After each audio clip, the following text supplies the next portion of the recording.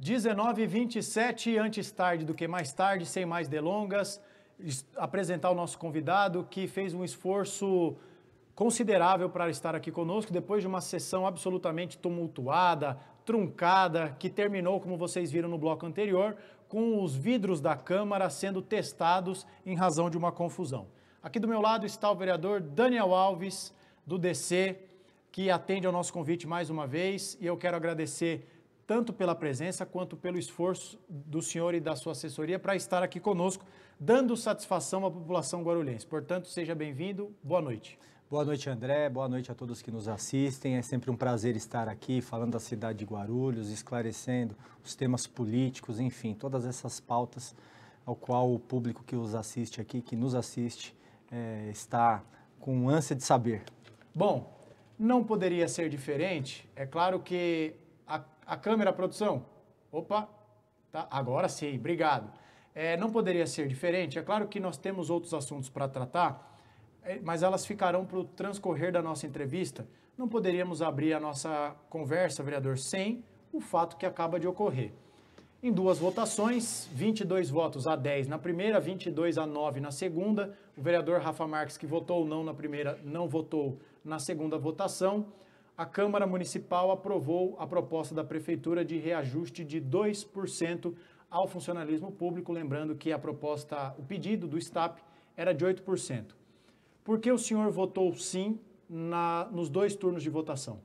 André, a gente tem que deixar muito claro que não é a vontade política, a vontade pública de não votar, de votar apenas os 2%. Quando a gente está investido num cargo político, no caso na vereança, nós temos que ter responsabilidade também com o nosso voto. Antes de decidir-me votar, sejam pelos 2% ou pelo encaminhamento do prefeito, nós fomos estudar as contas públicas. Existe um limite prudencial que é de 51%, isso aí já estourando do orçamento da cidade a ser pago. O impacto financeiro hoje para a folha de pagamento no município de Guarulhos gira em torno de 2 bilhões de reais aos cofres públicos. E aí tem um ponto que não é um ponto, uma falácia, é um ponto verdadeiro. Nós temos que deixar claro que Guarulhos ficou ao léu por muitos anos.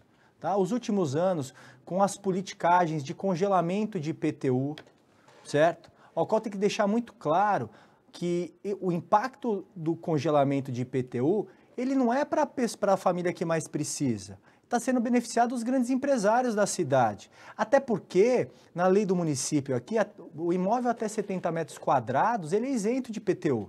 Então, a gente tem que entender que Guarulhos, que chegou a ser a segunda maior cidade do estado de São Paulo na arrecadação, hoje cai para a quarta. Quando se fala que Campinas arrecada 10 milhões de... o orçamento dela é de 10 milhões de reais, 10 bilhões de reais, Guarulhos com 1,5 milhão, não é 1,3 milhões, não, é com 1,5 milhão de habitantes, tem um orçamento de 6,8 bilhões de reais. Ou seja, se você comparar, a cidade, por estar aqui na região metropolitana, tem muito mais problemas por falta de desenvolvimento, dos adensamentos das ocupações oriundas ao longo dos anos. É uma história na cidade de Guarulhos. Enfim, então, pela questão política, por analisar friamente as contas da prefeitura, entendemos que os 2% seria o que daria para ser feito nesse momento. Agora, nós tivemos uma conversa com o prefeito e com o governo, e o prefeito e o governo deixou muito claro que durante esses próximos 3 anos, os 4 anos de mandato, tem uma força-tarefa para aumentar a receita da cidade e gradativamente recompensar o servidor público que muito honra a cidade de Guarulhos. Aliás, a gente tem que deixar claro, eu sou filho de funcionário público, minha esposa é funcionária pública, a gente sabe do papel importante que eles têm no crescimento da cidade, mas além de tudo a gente tem que ser responsável com 1.500.000 habitantes. Se você parar para analisar, a UBS está ruim, os hospitais estão ruins, as vias estão péssimas, falta infraestrutura na cidade, Segurança da cidade, por mais que não seja a obrigação do poder público municipal, também sofre muito. E tudo isso é reflexo da falta de investimento. Então, ao longo desses anos aqui de mandato, temos que forçar o poder público a investir na cidade, a buscar novos investidores e sim, claro, prestigiar todo o funcionalismo público. Vereador, o senhor citou que o limite máximo permitido para o gasto com a folha é de 51%. Se eu não estiver fazendo confusão, na última semana o presidente do STAP esteve aqui e apontou que atualmente este número está em 43%. E ele sustentou, o presidente Pedro Zanotti, que caso fosse acatado o pedido do STAP, ainda assim não se chegaria ao limite permitido.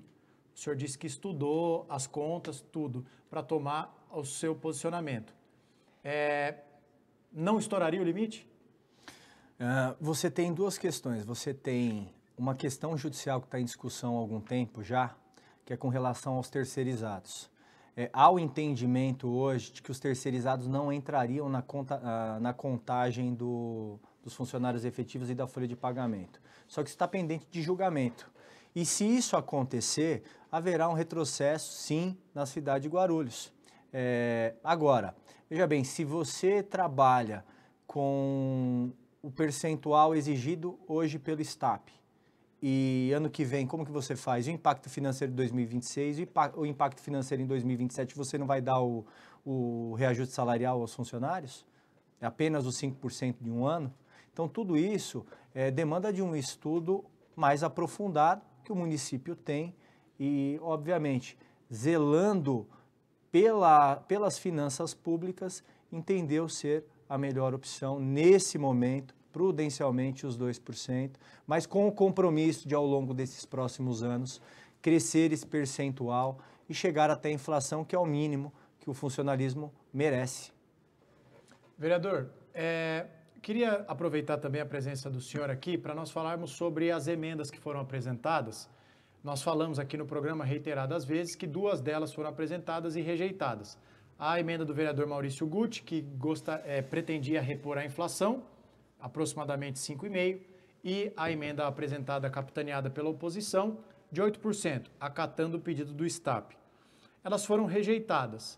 Mas, na verdade, a minha pergunta elas deveriam ter sido analisadas, porque não cabe ao vereador criar despesas, certo? Não sei se eu me comuniquei do jeito correto.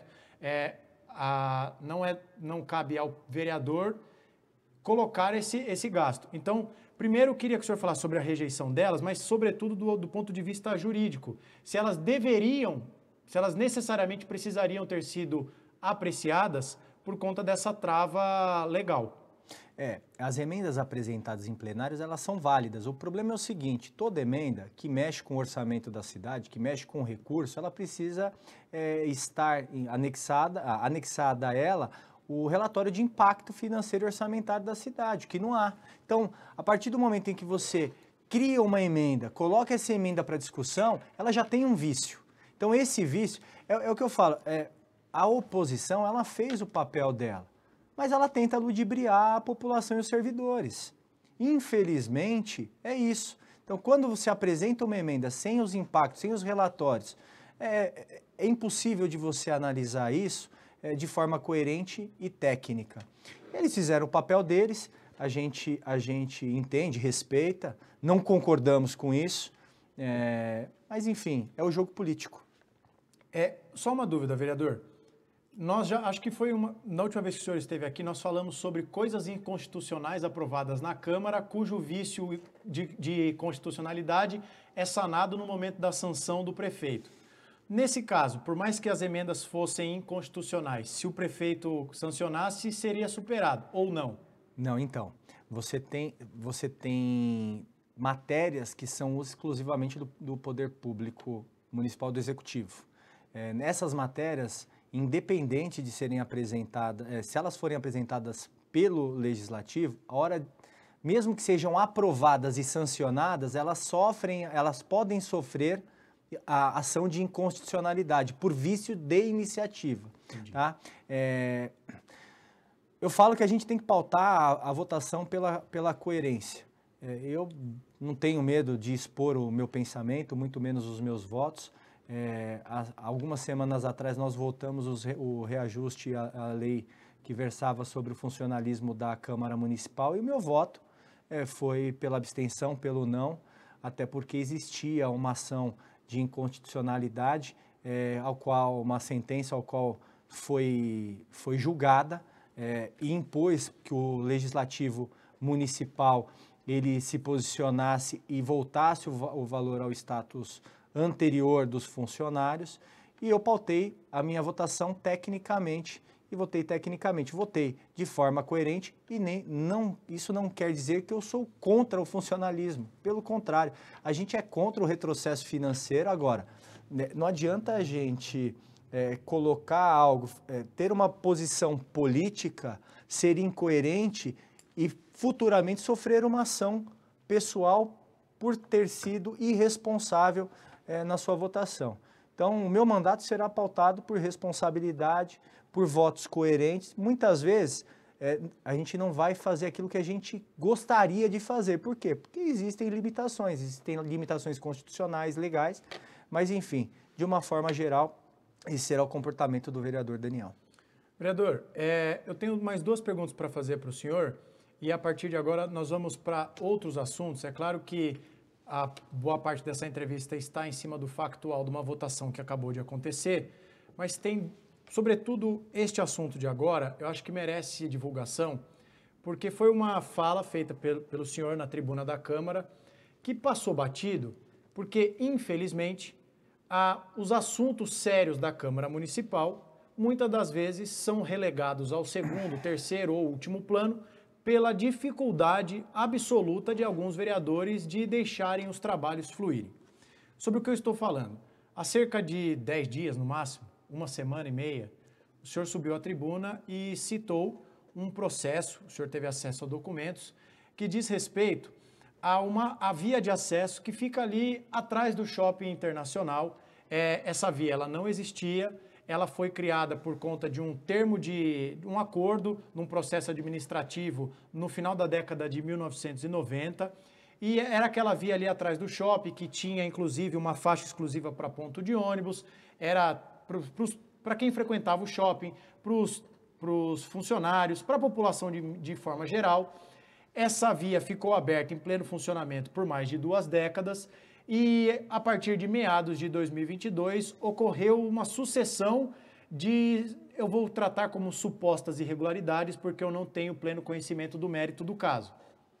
Mas em linhas gerais, trata-se de uma apropriação indevida de via pública, e sobretudo, num determinado momento, quando um decreto do governo de São Paulo reconheceu essa área como de interesse público para a futura implementação do metrô. Mas essa área foi indevidamente apropriada pelos proprietários do Shopping Internacional, os administradores do Shopping Internacional. O senhor formalizou uma denúncia ao Ministério Público por conta disso, acusando, não sei se é o melhor termo, por favor me corrija, a Prefeitura de improbidade administrativa e por uma omissão de plena fiscalização a este respeito.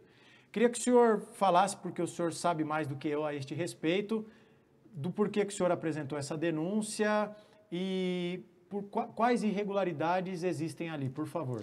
André, a gente tem que deixar claro de imediato que aquela via é pública. E ela é oriunda de um termo de comprometimento ajustado entre os proprietários, antigos proprietários do Shopping Internacional, junto com a Prefeitura Municipal de Guarulhos. Nesse termo de comprometimento, para aprovação do alvará e a obtenção do alvará de construção dos shoppings, foram feitos tinham que ser cumpridos vários requisitos. Dentre eles, a abertura de uma via entre a rua Carlos Ferreira Endres e a rua Engenheiro Camilo Olivetti. Esse viário ele foi aberto pela rua Saraceni, interligando com a rua Engenheiro Camilo Olivetti, que é aquela que dava acesso à Dutra, que realmente tinha uma pista exclusiva para ônibus. E no termo de compromisso, de comprometimento, na cláusula 9, do processo que autorizou o shopping a construir, tinham lá a especificação do viário, que, pasme, é a mesma que foi implantada naquele momento. O que acontece? Em meados de 2022, o shopping foi vendido, a área ao qual o viário passava ali entre os estacionamentos, ela não foi vendida junto ao shopping, e em determinado momento, período de tempo, essa área foi fechada e esse viário foi suprimido, tá? Causando diversos problemas, não só para os usuários do shopping, para os trabalhadores, como também de mobilidade para a cidade.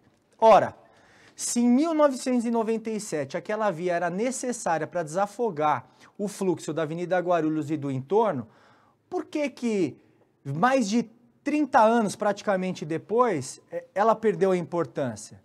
Se a população da região só aumentou, e não aumentou um pouco não, nós estamos falando de mais de 500 ou 600 mil habitantes concentrados dentro da região central. Então, foi um pleito de alguns moradores, de trabalhadores do shopping que nos procuraram, e uma pauta que nós compramos antes de ser eleito. E agora, eleito, não posso me calar. Eu tenho que dar voz à população, àqueles que me colocaram ali. Se não bastasse essa questão, foram aprovados empreendimentos em toda a área particular. Desde a parte lá de cima da Carlos Ferreira Endres até o final dela, junto ao antigo, eu não sei se ainda está funcionando, mas a churrascaria Novilho de Ouro.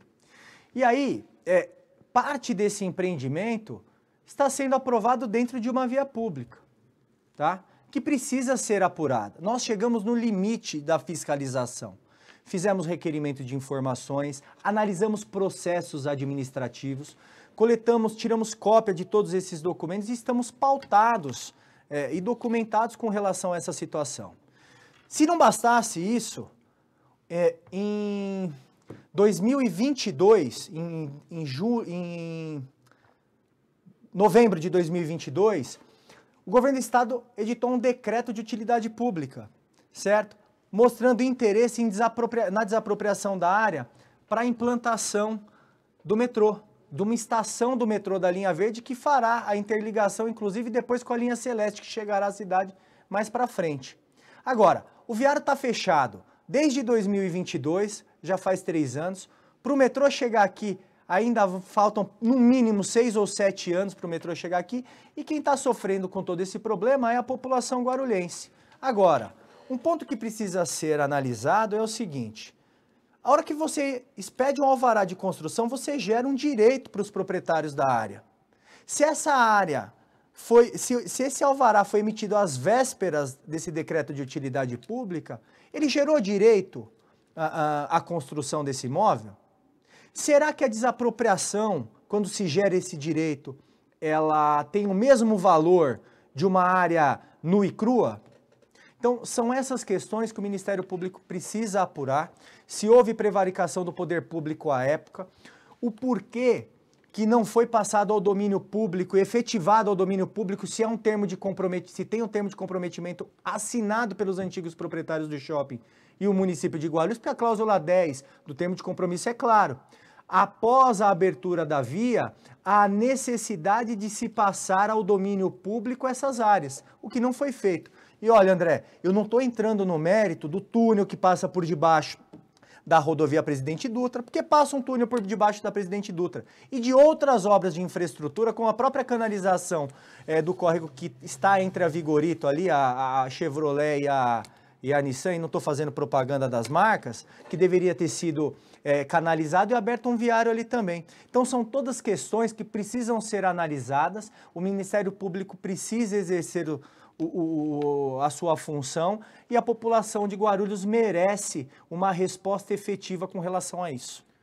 É importante que nós tratemos sobre isso, porque trata de uma suposta omissão do poder público que nada fez ou que pouco fez para um assunto tão grave quanto esse. Então, é por isso que eu fiz questão de incluir isso na nossa pauta, porque o vereador usou a tribuna e a sessão sai do controle rapidamente e não se repercute isso.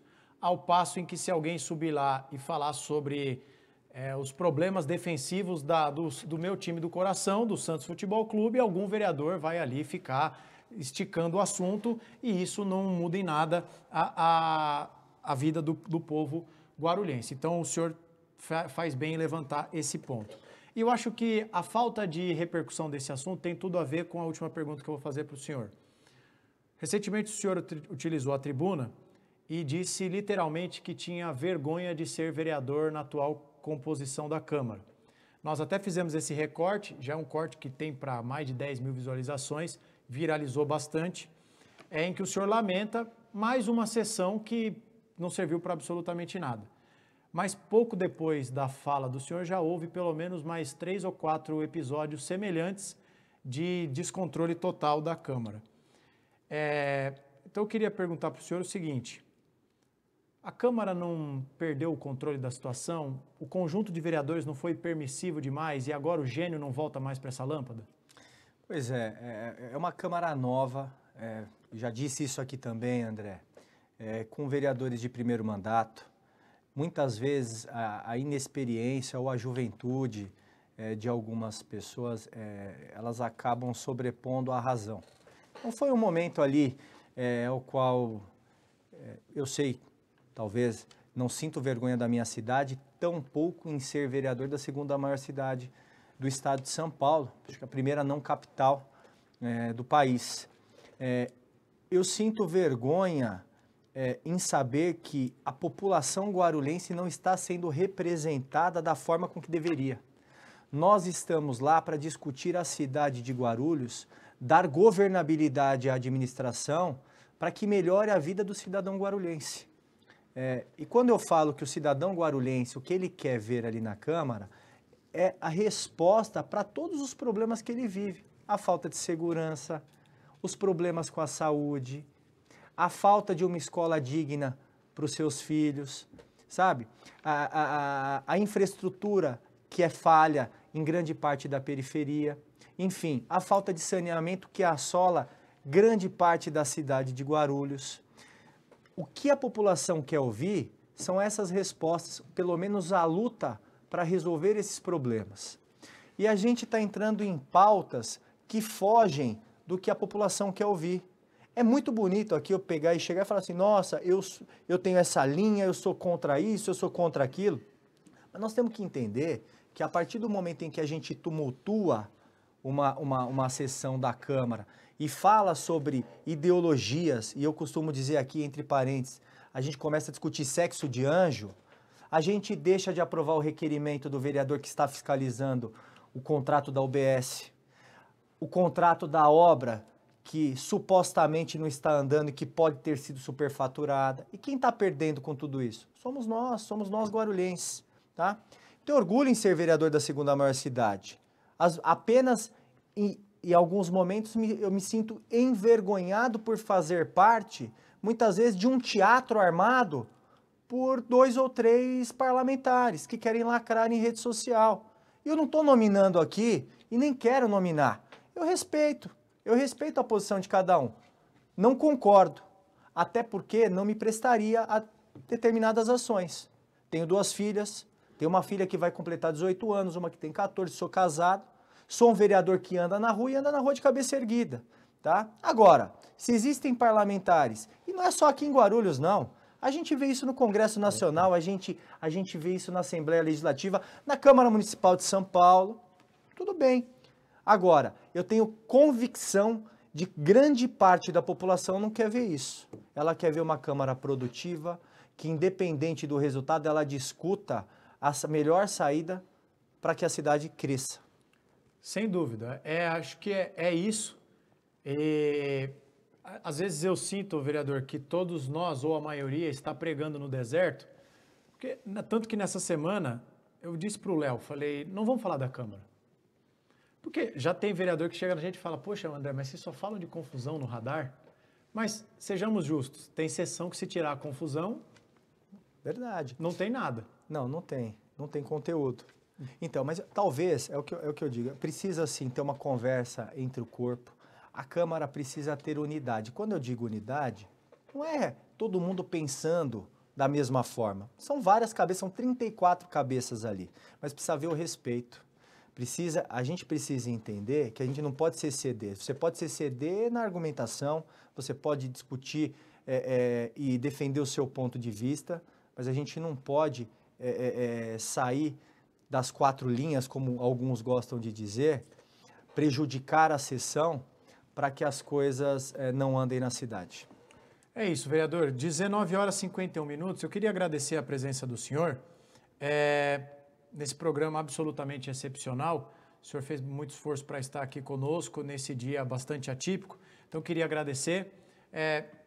Reforçar o convite para que venha num dia menos polêmico, menos tumultuado, para que nós possamos debater iniciativas do senhor, debater requerimentos que foram aprovados, que vão apontar um caminho que o mandato do senhor vai seguir. Então, eu queria agradecer, colocar o nosso programa à disposição, já fazer o convite para que venha num dia menos tumultuado e dizer o que o senhor sabe, sem dúvida nenhuma, que as portas do nosso programa estarão sempre abertas. Obrigado por estar aqui conosco, bom descanso para o senhor e até uma próxima. Eu que agradeço, André, muito obrigado, uma boa noite. Então, depois de 5 ou 6 blocos, produção? 5? Vamos embora, certo? Último programa da semana, estaremos de volta na segunda-feira, 18 horas, com o Rabi Kalil. E eu vi muitos aqui dizendo que era importante ter um contraponto de vereadores da oposição. Saibam que na terça o Edmilson Souza estará aqui conosco, seguindo o nosso compromisso de ouvir todos os atores envolvidos na discussão política. Ótima noite de quinta-feira para você, uma ótima sexta-feira, um abençoado final de semana. Fique com Deus, se cuide e nos vemos na segunda-feira. Boa noite e tchau.